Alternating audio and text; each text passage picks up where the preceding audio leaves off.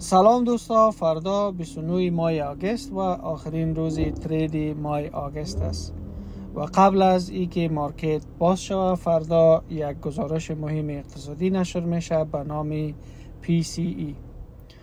PCE یک معیار دلخواه و معتبر فدرال رزرو است که به اساس آن انفلیشن یا تورم را اندازه‌گیری میکنه.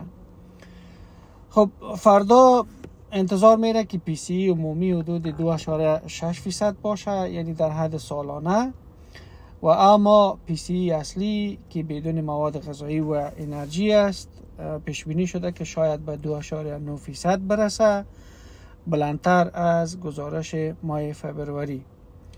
اگر بالا بره فدرال رزرو احتمالا نرخ بهره را کاهش نمیده و اگر پایین بره سیگنال مثبت است به مارکت و همچنان سیگنال مثبت است برای تعداد ریت کت یا کاهش دادن نرخ بهره. یعنی معلوم میشه که آیا یک ریت کت صورت میگیره تا آخر سال و یا دو ریت کت صورت میگیره تا آخر سال.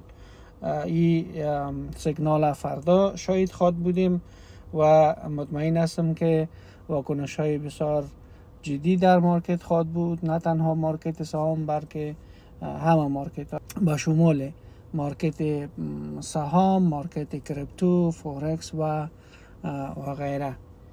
دیگه متوجه باشین زمانی که سبا ترید میکنین از این خبر باید با خبر باشین، از این گزارش که دفعتاً سپرایز نشین.